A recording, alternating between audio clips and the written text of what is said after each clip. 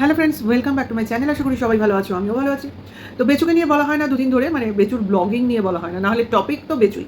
তো বেচুর ব্লগিং নিয়ে বলি না, তো ব্লগিং দেখে যে বলাটা, তার মধ্যে যে একটা আলাদাই ইন্টারেস্ট, তো সেটা আমি অলওয়েজ ফিল করি। তো তার জন্য দুটো ব্লগিং আমার বাদ গেছিলো, তো সেই দুটো ব্লগিং নিয়ে কিছু কিছু কথা বলা অবশ্যই দরকার। যেমন মনে করো, বেচুর বাবা আবার ফিউজ, এটা কিন্তু ফার্স্ট পয়েন্ট যেটা কিনা দেখা যাচ্ছে। যবে থেকে বেচুর লাইফ হয়েছে এবং কিমা মুখ খুলেছে, তারপর থেকে বেচুর বাবা ধীরে ধীরে আবার ফিউজ হয়ে গেছে এবং হাপিস হয়ে গেছে, মোটামুটি ভিডিওতে আসছে না, অর্থাৎ তার মাথা সটকে গেছে। মানে যেরকমভাবে কিমা বলে, কিছু যদি আনবান হয়েছে বাড়িতে বউ ছেলের সঙ্গে, তাহলে বেচুর বাবা মোটামুটি নির্বাসনে যায়। সে তার ঘরে হোক, খাটে হোক, ছাদে হোক, বাড়ির পিছনে হোক, উঠোনে হোক, মাঠে হোক, পুকুরে হোক, যেখানে হোক, ক্যামেরার সামনে আসে না। ঠিক আছে? তো তার জন্য না খাওয়া দাওয়ার সামনে আসছে, না বউয়ের বেড়ে দেওয়া খাওয়ার কাছে, এটা কিন্তু একটু খেয়ালের বিষয়। এটা আমরা দেখতে পাচ্ছি। অর্থাৎ বেচুর বাবা যেটা অনেক সময় করে, বা বেচুর ক্যামেরার মাধ্যমে ধরা পড়েছে জিনিসটা, নিজে নিয়ে খাচ্ছে, এবং সেটা বেশ কয়েকদিন ধরে হচ্ছে। যেমন এসি ঘরে বা ছেলে খাচ্ছে তো বটে, বাবা কিন্তু খেতে বসেছে রান্নাঘরে খাওয়ার টেবিলে। এটা কিন্তু যখন খুব মিলমিশ থাকে তখন কিন্তু হয় না। বেচুর বাবাও কিন্তু সেম জায়গায় বসে খাওয়া দাওয়া করেছে এরও আগে অনেক সময়, এবং আমরা সেটা ওয়াচ করেছি, কিন্তু এখন দেখা যাচ্ছে না। তার মানে আজকে কিমার সঙ্গে বেচুর, বা কিমার সঙ্গে বেচুরদের যারা যারা বেচুদের সঙ্গে জড়িত রয়েছে, তাদের মধ্যে যে একটা মালিন্য আনবান চলছে, সেই ব্যাপারটায় বেচুর বাবার সায় নেই। অর্থাৎ এইখানে বেচুর বাবার কিছু আপত্তি রয়েছে। অর্থাৎ হয়তো বা বেচুর বাবা বলেইছে, দেখ তুই যেটা করছিস তাতে যদি অন্য কেউ মুখ খোলে, তাহলে একটা ফ্যামিলির যে গুডউইল আছে সেটা অবভিয়াসলি নষ্ট হবে। যেটা কিনা কিমার মুখ দিয়েও শুনেছিলাম, যে তার বাবাকে কথা দিয়েছিল কিমা, যে কোনো সময় আনবান হলেও বাড়ির ভিতরের কথা বাইরে যাবে না। অর্থাৎ এই ফ্যামিলিটার বিরুদ্ধে কিমা কখনো মুখ খুলবে না, যেই কথাটা কিমা আর রাখছে না বলে অলরেডি জানিয়ে দিয়েছে। ঠিক আছে? এইবার সেই ব্যাপারটা নিশ্চয়ই বেচুর বাবার কানেও গেছে, কারণ সে অলরেডি মোবাইলে অ্যাক্টিভ থাকে, এটা কিমাও বলেছে, আমরাও দেখেছি। এবং আরও একটা কথা কিমার মুখ থেকে শুনেছি, যে বেচুর বাবা হোয়াটসঅ্যাপ, ফেসবুক সব কিছু করতে পারে এবং সবেতেই অ্যাক্টিভ থাকে। বলা যায় কি যে কিমার সঙ্গে বেচুর বাবার যোগাযোগ নেই? বলা যায় না, কিন্তু এটা ভিতরের ব্যাপার, যেটা কিনা আমরা জানতে পারি না বা পারছি না। তো এই জায়গা থেকে কিছু তো গন্ডগোল ঘরের ভেতর হচ্ছে, বাড়ির ভেতর হচ্ছে, যেটা কিনা মা ছেলে বুঝতে দিতে চাইছে না। ঠিক আছে? আর বাচ্চাটা তো বাচ্চা, ওর মুখ খুলতে বা ওর বুঝে কথা বলতে এখনো কিছুটা সময় লাগবে। তো দেখো, এরা নিজেরা স্বাভাবিক এবং বাইরের কথা যে গ্রাহ্য করছে না বা কাউকে পাত্তা দিতে চাইছে না, এইটা বোঝাবার জন্য কিন্তু বেশি বেশি তোমার অত্যাধিক স্বাভাবিক থাকবার চেষ্টা করছে। যেমন বিভিন্ন রেসিপি শেয়ার করছে, যেটা কিনা এই মুহূর্তে কিন্তু একটু আনন্যাচারাল বিষয়। এই হট করে একটা 900 গ্রামের, 900 গ্রামই তো, যতদূর আমার মনে পড়ছে, একটা ইলিশ মাছ কিনে আনা এই মুহূর্তে বেচুদের ক্ষেত্রে কিন্তু যায় না। কারণ যেই সময়টা চলছে বা যেই ধরনের একটা কি বলবো, দুর্নাম ছড়াচ্ছে বেচুর সম্পর্কে, না হলে বেচুর মুখে কুছ তো লোক কাহেঙ্গে এই গানটা আসতো না। তো সেই মুহূর্তে ইলিশ মাছটা যেত না, বা সকালের ওই পরোটা রেসিপিটাও আসতো না। আর এরা যে ডাহা মিথ্যাবাদী, সেটা আবার প্রমাণ দিল বেচুর মা এবং বেচু স্বয়ং। বাচ্চাটা ডিম খেতে ভালোবাসে, সকালে পরোটায় ডিমটা হয়তো সে চেয়েছিল, তার জন্য পরোটা আলু গাজর এসব দিয়ে করা সত্ত্বেও বাচ্চাটা ডিম খুঁজছিল, এবং বেচুর মা বলল ডিম তো আছে এবং পুরের মধ্যে ভরা আছে, যেটা বাইরে দিয়ে দেখা যাচ্ছে না। বাচ্চার কিন্তু মন কাচ্চা, অর্থাৎ সাদা, এবং সে কিন্তু তার ঠাকুমার কথা বিশ্বাস করেই সেটা অবলীলায় ভালো মনে করে খেয়ে নিল। কিন্তু সেটার মধ্যে তো ডিম নেই, এবং সেটা এরা কিন্তু কখনোই স্বীকার করলো না। আচ্ছা বলো তো, একটা বাচ্চার ডিম খেলে কি হবে? ওর কি ডিম খাওয়া বারণ? বারণ তো নয়, উল্টে একটা ডিম খাওয়া বিশেষ প্রয়োজন। হয় ওই পুরে না দিক, একটা ডিম সিদ্ধ করে তাকে দিত, কারণ এরকম তো ডিম সিদ্ধ বাচ্চার জন্য করে বলে বেচু অনেকবার বলেছে, এবং বলে ছেলে যত না খেয়েছে নিজে খেয়েছে বেশি। সকালবেলা ডিম ছুলে নিজে খায়, মা খায়, ছেলে কখন খায় দেখো কি তোমরা? ছেলের খাওয়ার খুব কম দেখায়, যেটা নর্মাল ওদের সঙ্গে বসে খায় তখন খায়। একটা ইলিশ মাছ এলো, এবং বেশ বড় মাছ, এবং একছে পিস করে সব কেটেছে, বাচ্চাটার খাওয়াটা দেখাতে পারতো, যেটা দেখলে লোকে শান্তি পায়, যে বাচ্চাটা খাচ্ছে, বাচ্চার পুষ্টি, বাচ্চার খাবার, বাচ্চার পড়াশুনো, বাচ্চার হেলথ, এগুলো দেখতে মানুষ চায়, নাকি ওই বুড়ো দামড়াগুলোর খাওয়া দেখতে চায়? বলো তো, আমরা তো ওদের খাওয়া দেখতে চাই না। ওদের খাওয়া দেখাক না খাক, আমাদের তোরাই কেয়ার করি। বাচ্চাটা কি করলো সেটা আমরা দেখি, কারণ বাচ্চাটা হলো মা ছাড়া। আর বাবা কতটা মায়ের ডিউটি পালন করছে সেটা দেখার আমাদের বেশি আগ্রহ থাকে, কিন্তু সেটাই আমরা এই ব্লগিংয়ে দেখতে পাই না। আর কিছু এই 5টা ভিউয়ার্স আছে বেচুর, যারা কিনা এই ভিডিওগুলো দেখেই বলবে বেশ ভিডিও, দারুণ হয়েছে ব্লগ, এইভাবেই থাকো, এইভাবেই চলো, এইভাবেই বাচ্চাটা সর্বনাশ করো। মুখে বলে না, কিন্তু প্রশংসা করে এই বরবাদ করার পদ্ধতিটাকে ত্বরান্বিত করে। অর্থাৎ বেচু ভেবেই নেয় বা নিজের মনকে সান্ত্বনা দেয় সে যা করছে ঠিক করছে। ঠিক আছে? তো এটা তো আমাদের কাছে পরিষ্কার, বাচ্চাটাকে আলাদা কেয়ার করা হয় না। অথচ বাচ্চার নামেই কিন্তু সব ভিউয়ার্সরা নাকি সমস্ত কিছু প্রোভাইড করেছে। আচ্ছা, একটা কথা খুব হচ্ছে যে একজন কোনো ইন্টেরিয়র ডেকোরেটর শুনেছি আমরা সবই কিমার দৌলতে, যে এই বেচুদের বাড়ি সাজিয়ে দেওয়ার একটা দায়িত্ব নিয়েছিল। ঠিক আছে? কিছু লোক গেট লাগাবার দায়িত্ব দিয়েছিল, পাঁচিল দেওয়ার দায়িত্ব নিয়েছিল।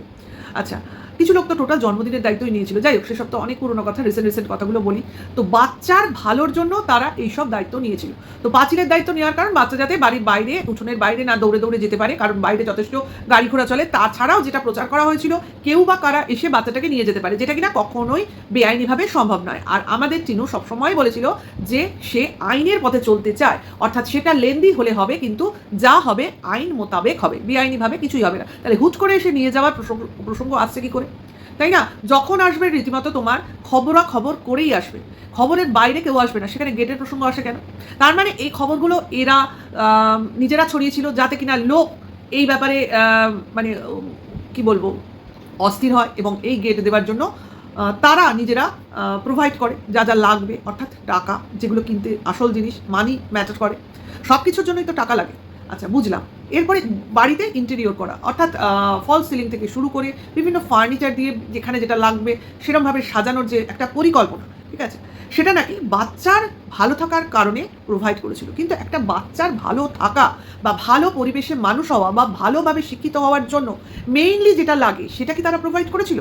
অর্থাৎ একটা ভালো স্কুলের ভর্তি হতে গেলে যে ফর্ম ফিল আপ করে বাচ্চাটাকে ভর্তি করতে গেলে যে অ্যাডমিশন ফিজ লাগে, তার দরুন কিছু দেওয়া, যে তুমি একটা ভালো স্কুলে ভর্তি করো, যেখানে সেখানে যা যা লাগবে সেগুলো আমরা ব্যবস্থা করে দেবো, এইরকম কেউ প্রোভাইড করেছিল?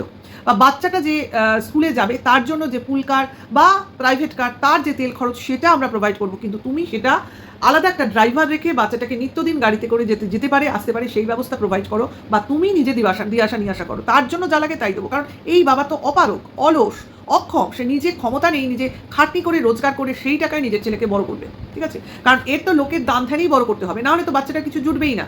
সে জামা কাপড় থেকে, খেলনা থেকে, পড়াশোনার বই থেকে শুরু করে সমস্ত কিছু এর ভিউয়ার্সরা, এর কাছের ভিউয়ার্সরা, এর কাকু কাকিমারা একে প্রোভাইড করে বলেই এর বাচ্চার জোটে। বুঝতে পারছো তো? আশা করি বুঝতে পারছো। তোমরা সবই জানো, তোমরা সবই দেখো, এবং তোমাদের সবার বোধশক্তি অনেক প্রখর। তার থেকে তোমরা তোমাদের বিচার বুদ্ধি দিয়ে নিশ্চয়ই সমস্ত কিছুই বুঝতে পারো। কাজে এইখানে বাচ্চার নাম করে যেগুলো দেওয়া হয়েছে বা নেওয়া হয়েছে, সেখানে কি আদৌ বাচ্চার কিছু উপকার হয়েছে? হয়নি কিন্তু। আর যেটা হয়েছে সেটা অপকার হয়েছে। বাচ্চা ওগুলো নিয়ে না ভালো মানুষ হতে পারবে, না ভালো শিক্ষিত হতে পারবে, না বাচ্চাটার ভালো মানসিকতা তৈরি হবে। সে ছোট থেকেই আতিশয্য দেখে, মানে কি বলবো, সম্পদ দেখে বড় হবে, কিন্তু সেটার মধ্যেও যেটার অভাব ও বেশি করে ওর জীবনে পাবে সেটা হচ্ছে ওর পুষ্টিকর খাবারের অভাব, যেটা কিনা ওর ফ্যামিলি মেম্বার ওকে দেয় না। এই যে বলো কলা বলো, আম বলো, বিভিন্ন ফল বলো, বাচ্চাটাকে খেতে তোমরা দেখো, আসলে এরা পরিবার কেটে নিজেরা খেতে বসে যায়। তার মধ্যে থেকে বাচ্চা যদি তুলে খায় তো সেটা বাচ্চার ভাগ্য। এই যে একটা ইলিশ মাছ এলো, বাচ্চাটাকে খেতে তো আমরা দেখলাম না, অথচ বাবা কিন্তু একটা বড় পিস নিয়ে বাবা বসে পড়লো, এবং তার মধ্যে আমরা কি করি জানো? বিশ্বাস করবে না, তোমরা ভাবলেও, জানি না তোমরা সবাই এরকম করো কিনা, আমি করি। কেন করি? কারণ আমাদের যেটা হয়, ছেলে মেয়ে খেলে আমার বেশি আনন্দ হয়, এটা আমার হয়। মনে করো ইলিশ মাছ, তো যদিও আমি নিজে ইলিশ মাছ ভালো খাই, অবভিয়াসলি খাই, কিন্তু ওই কাটার জন্য আমার একটুখানি সব মানে জায়গার মাছটা খেতে পারি না, তো ওই সমস্যাটার জন্য আমি ইলিশ মাছ কম খাই। আবার ইলিশ মাছে যদি ডিম থাকে, তো সেই ডিম থাকলে তো সেই জায়গাটা আমি খাবোই না। কেন?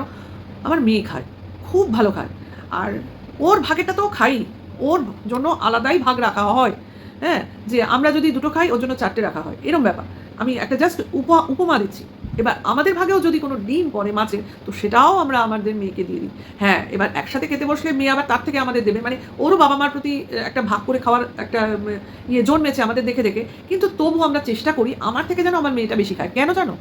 কারণ হচ্ছে ও মেয়ে, আর ওর একটা আলাদা সংসার হবে ভবিষ্যতে।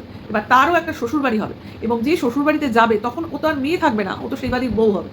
তো সেখানে গিয়ে ও নিশ্চয়ই, আমরা সংসারে যেটা দেখেছি, বউরা সমান ভাগ খায়, এমন নয় যে সমান ভাগ খাই না, কিন্তু তবু পরিবারে এটা নিয়ম। মেয়েরা যেহেতু রান্না করি, মেয়েরা যেহেতু সবাইকে পরিবেশন করে খাওয়াই, চেষ্টা করি যাতে সবাই ভালো পিসটা পায়, এবং শেষে যাতে আমাদের যেটা থাকে সেটা খাই।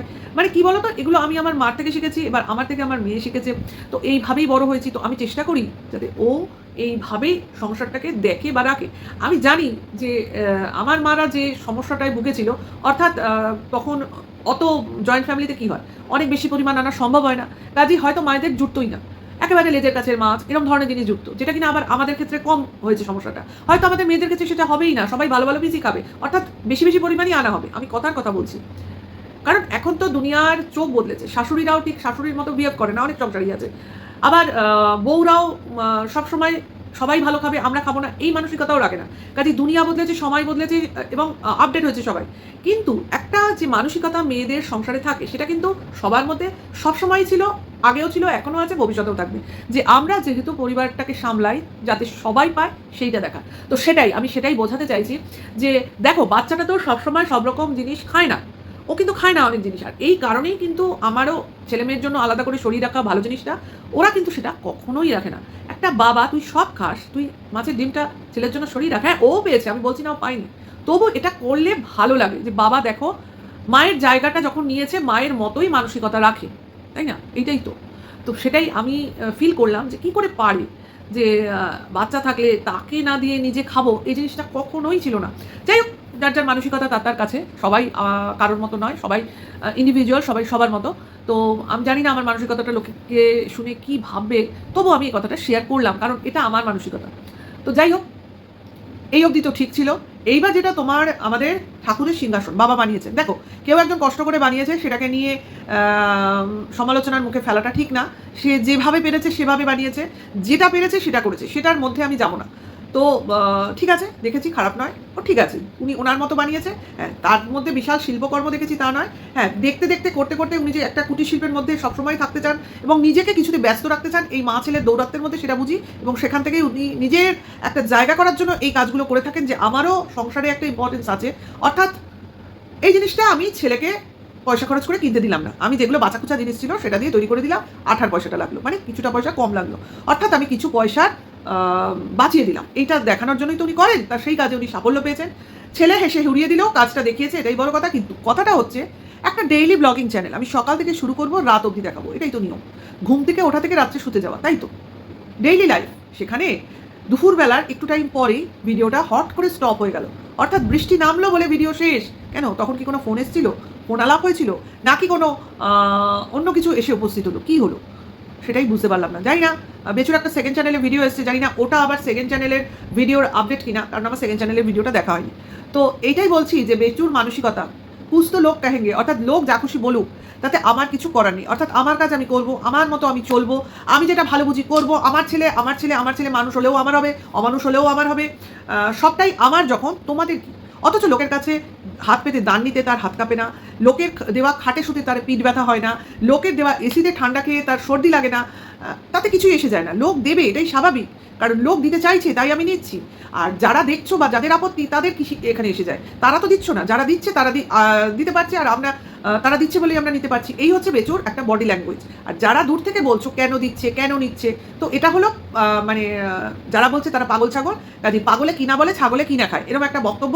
কাজে তাদের কথা শোনারও দরকার নেই, বোঝারও দরকার নেই, দেখারও দরকার নেই। অথচ বেচু দেখছে, বেচু শুনছে, তাই না গানটা গাইছে। যদিও গানে সুর নেই, লয় নেই, কিছু নেই, কিন্তু বেচু তো গান গাইবে, কারণ এর আগে বেচু গানে তোমার শর্টস বানাচ্ছিল, বেশ বানিয়ে পপুলার হলো, তারপর সেটা বন্ধ হয়ে গেল।